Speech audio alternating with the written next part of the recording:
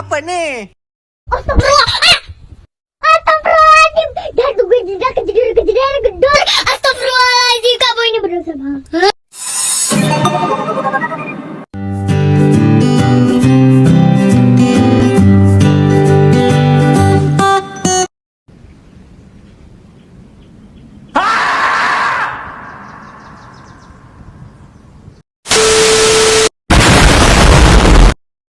Assalamualaikum warahmatullahi wabarakatuh.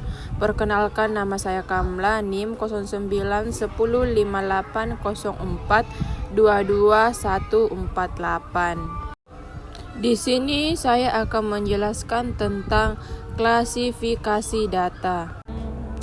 Klasifikasi data berdasarkan sumber data. Yang pertama itu data internal. Nah, data internal adalah sebuah data asli yang menguraikan situasi dan kondisi pada suatu organisasi secara internal. Data ini dihasilkan melalui penelitian sendiri, bukan data hasil dari orang lain. Nah, contohnya itu dari data internal adalah data penjualan, data stok gudang dan data pegawai dan sebagiannya. Nah, yang kedua itu data eksternal. Data eksternal adalah data yang menguraikan situasi dan kondisi yang berada di luar organisasi. Biasanya data ini dapat dari hasil penelitian orang lain.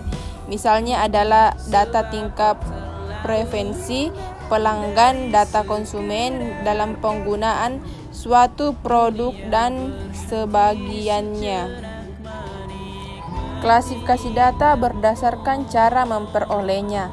Data primer. Jenis data primer adalah data yang diambil atau dikumpulkan secara langsung dari objek penelitian oleh seorang peneliti maupun organisasi. Contoh jenis data primer adalah data kepuasan pelanggan terhadap pelayanan di PLN, yang mana data tersebut diperoleh dengan menyebarkan kuesioner ataupun wawancara secara langsung.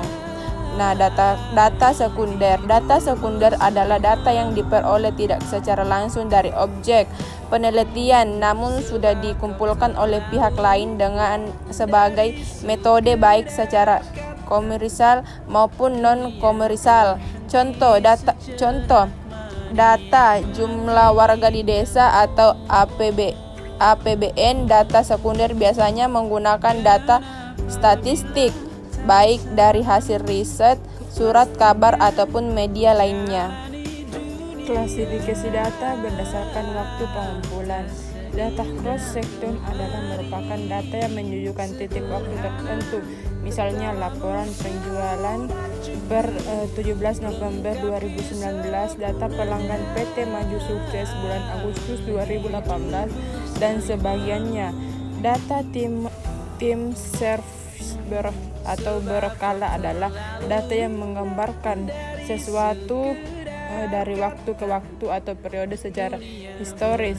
Contohnya data perkembangan nilai tukar dolar Amerika terhadap rupiah dari tahun 2014 hingga 2019, jumlah pendaftaran calon haji Indonesia dari tahun ke tahun, dan sebagiannya.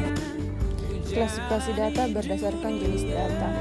Pertama, data kuantitatif. Data kuantitatif adalah data yang berupa angka, dan angka contohnya adalah jumlah penggunaan media sosial di Indonesia, data jumlah siswa di sekolah menengah pertama, dan lain sebagainya.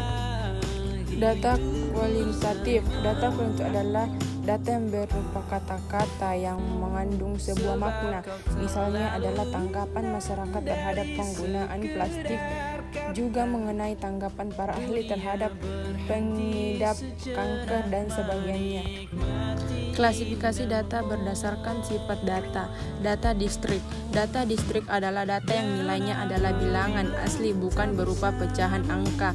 Misalnya seperti data berat badan mahasiswa jurusan komunikasi, atau data jumlah kendaraan di Jakarta, dan lain sebagainya. Data kontinu. Data kontinu adalah data yang nilainya ada pada interval tertentu atau berada pada nilai yang satu ke nilai lainnya. Nilainya bisa berupa pecahan, contohnya seperti penggunaan kata sekitar kira-kira dan sebagainya. Biasanya kata tersebut terdapat pada data hasil panen, panjang jalan, berat badan sapi. Itulah tadi penyampaian dari saya tentang klasifikasi data. Bila ada salah mohon dimaafkan. Billahi fisabilil haq, fastabiqul khairat. Wassalamualaikum warahmatullahi wabarakatuh.